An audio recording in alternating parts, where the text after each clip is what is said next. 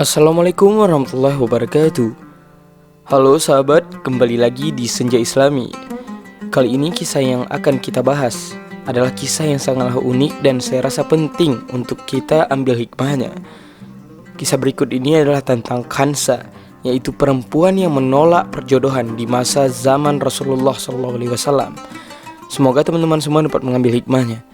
Berikut adalah kisahnya. Perjodohan adalah salah satu cara yang ditempuh masyarakat dalam mengupayakan pernikahan. Tidak ada ketentuan dalam syariat yang mengharuskan atau sebaliknya melarang perjodohan itu sendiri.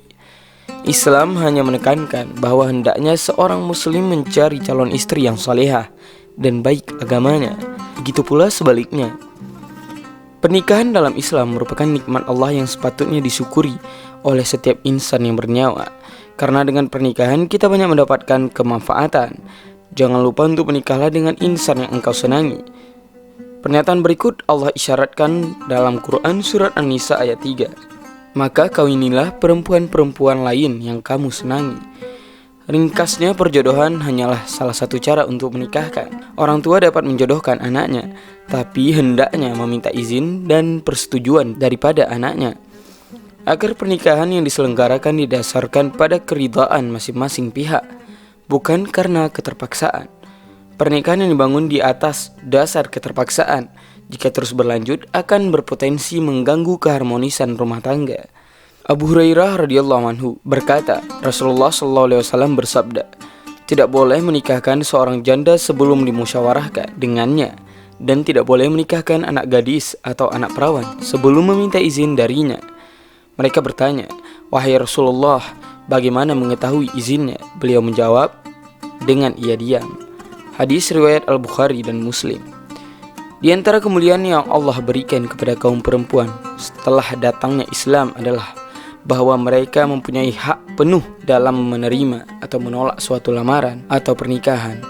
Hal ini tidak dimiliki oleh kaum perempuan di zaman Zahiliyah, karena tidak boleh bagi wali perempuan dimanapun memaksa perempuan yang ia walikan untuk menikahi lelaki yang tidak disenangi.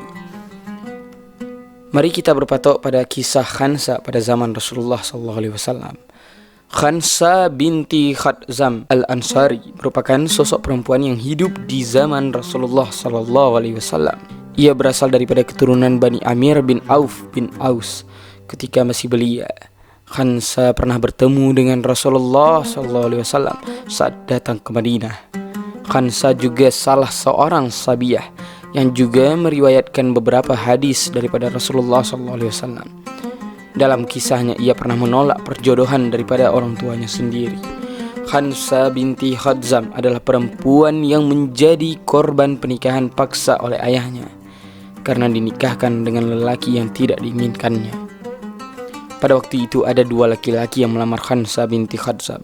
Yang pertama adalah Abu Lubabah bin Abdul Munzir, yaitu salah seorang pahlawan pejuang dan sahabat Nabi Muhammad SAW.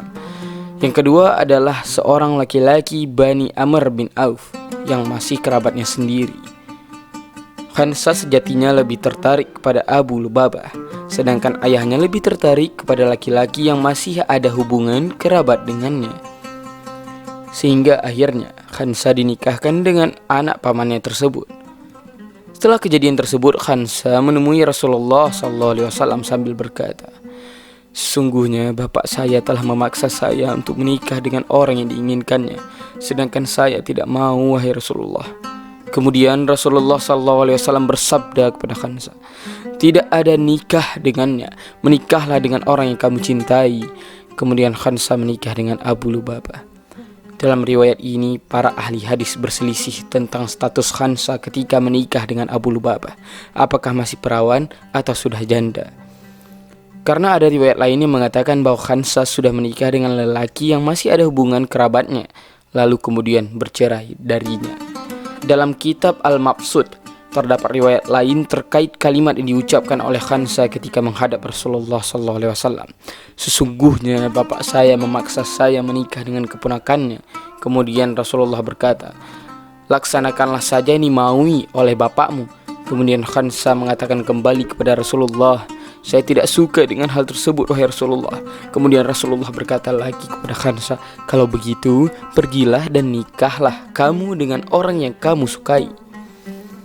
Sahabat, daripada kisah ini menunjukkan bahwa sebuah pernikahan tidak boleh ada paksaan. Maka jangan heran jika menemukan seorang perempuan yang menentang kesewenang-wenangan yang ia terima dari keluarganya atau walinya soal jodoh dan pernikahan. Menyepelekan pendapat anak dan menikahkannya dengan orang yang tidak sehati karena tidak cinta, apalagi jika hanya karena materi dan harta, adalah tindakan yang tidak bisa dibenarkan dalam Islam.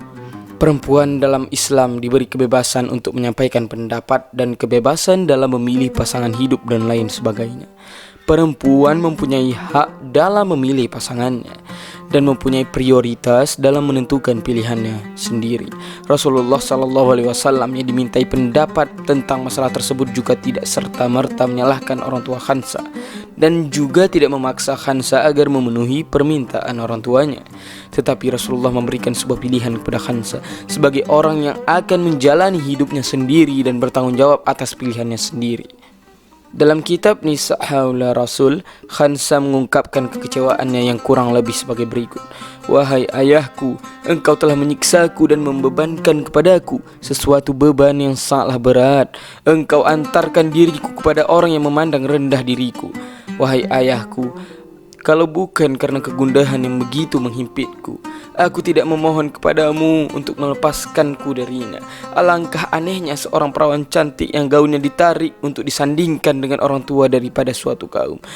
Pria tua tersebut mengatakan kepadanya bahwa ia mempunyai tali kerabat, maka celakalah buat anak paman, baik dari ayah maupun ibu. Walaupun begitu, Rasulullah SAW tetap memberikannya saran agar mengutamakan untuk menuruti bapaknya terlebih dahulu sebagai wujud bakti kepada orang tuanya. Akan tetapi dalam urusan perjodohan, bakti juga ada batasnya, yaitu kebahagiaan sang anak itu sendiri. Bila bakti harus mengorbankan perasaan sang anak, Rasulullah menyarankan untuk menikah dengan seorang yang mampu membuat hatinya tentram. Lantas berdosakah seorang anak yang menolak perjodohan orang tuanya? Dan apakah anak tersebut dikatakan durhaka karena penolakannya? Maka berdasarkan kisah Khansa tersebut, penolakan seorang anak terhadap perjodohan orang tuanya adalah tidak berdosa dan tidak dikategorikan sebagai sikap durhaka. Dengan sebuah catatan, penolakan tersebut harus dilakukan dengan cara dan ucapan yang bijak sehingga tidak menyakiti hati perasaan orang tuanya sendiri. Kemudian dalam sebuah hadis, Rasulullah SAW pernah bersabda, seorang janda lebih berhak atas dirinya daripada walinya, sedangkan perawan maka ayahnya harus meminta persetujuan dari dirinya, dan persetujuannya adalah diamnya. Hadis riwayat Muslim. Hukum pernikahan dalam Islam yang sesuai dengan syariat adalah dengan adanya keridhaan dari kedua calon mempelai.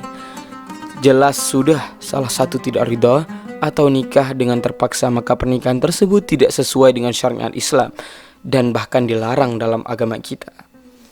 Syekh Abdurrahman As-Sa'di memaparkan dalam Al-Majmu'ah Al-Kamilah lil Mu'affalat bahwa tidak ada boleh bagi orang tua memaksa anak perempuannya menikah meski keduanya ridha dengan keadaan agama daripada lelaki tersebut.